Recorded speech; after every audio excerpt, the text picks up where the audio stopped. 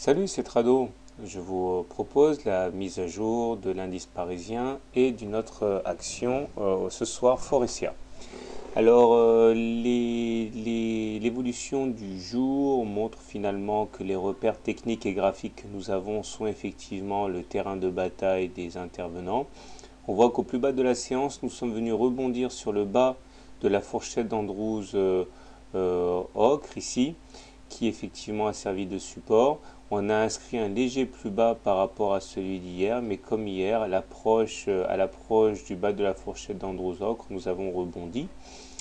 Et il s'en est fallu de peu, effectivement, pour qu'on finisse au contact de la moyenne mobile à 20 séances, mais cette résistance dynamique a également joué son rôle, et c'est vrai que la pesanteur a pris de court les haussiers, et tant que nous serons en dessous d'une moyenne mobile à 20 séances baissière, nous retrouverons cette pesanteur assez manifeste, hein. Nous avons donc une deuxième séance en dessous de la moyenne mobile à 20 séances, et cette séance-là sans doute confirme le fait que ce n'est qu'une question de temps avant que cette fourchette d'Andrews ocre ne lâche, ce qui confirmerait la présence d'une nouvelle fourchette d'Andrews ici que j'ai tracée en bleu. Théoriquement, on ne peut pas la suivre tant que la précédente, celle qui est ocre, est toujours valable, mais je pense que ce n'est qu'une question de jours vu le contexte fondamental actuel.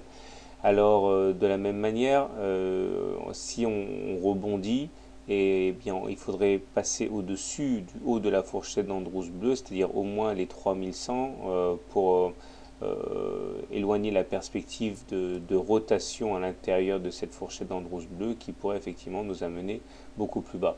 Les indicateurs techniques sont de plus en plus tendus, hein, avec un stochastique qui fonce vers la ligne des 20, c'est-à-dire qui fonce vers la ligne de survente. On a un MACD également qui cette fois-ci a bien acté pour la deuxième séance consécutive les faiblesses du CAC et on s'approche du signal. Il ne faudrait pas le croiser sous peine d'avoir des traders baissiers qui arriveront. Et le momentum, quant à lui, eh bien, s'enfonce en territoire négatif. Enfin, disons plutôt qu'il confirme son passage en territoire négatif, même si aujourd'hui il remonte légèrement, mais l'essentiel, encore une fois, c'est qu'il soit assorti d'un signe négatif, hein. Et pour faire simple, je considère toujours que la tendance maintenant est clairement à la baisse. On peut envisager demain de faire un petit rebond technique, mais je ne pense pas a priori qu'on arrivera à clôturer au-dessus de la moyenne mobile à 20 séances, ce qui signifie que bon, si vous voulez acheter l'indice parisien, je pense qu'il serait plus sain d'attendre que l'on repasse au-dessus de la moyenne mobile à 20 séances. Par contre, si vous êtes parti pour un trade baissier, essayez de shorter au plus proche de la moyenne mobile à 20 séances, puisque c'est elle qui définit les limites entre tendance haussière et tendance baissière. Maintenant, un petit détour du côté de Forestia, comme je l'ai dit, dont voici l'analyse. Donc comme on peut le voir sur ce graphique, la tendance est également plutôt à la déprime. Nous sommes en dessous d'une moyenne mobile à 20 séances baissière, donc là aussi nous sommes en tendance baissière. Il semble que les cours sont en train de dessiner une sorte de tunnel, hein, entre les 14 euros et les 11,8 euros.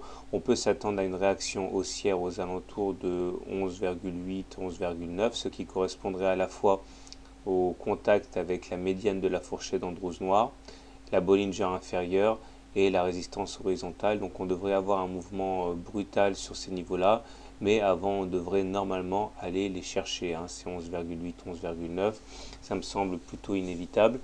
Tant qu'on restera en dessous de la moyenne mobile à 20 séances, on sera en tendance baissière. Donc si vous êtes acheteur de la valeur, soit vous attendez qu'on repasse au-dessus de la moyenne mobile à 20 séances, soit vous attendez une réaction au contact des 11,8. Avant, ça serait un petit peu dangereux. Par contre, si vous voulez vendre à découvert la valeur, eh bien, soit vous êtes impatient et vous le faites maintenant, soit vous attendez éventuellement un rebond technique pour ensuite attraper à la volée la valeur en la shortant, en la vendant à découvert. Voilà, donc tendance baissière également sur Forestia. Bonne soirée, bon trade et à demain.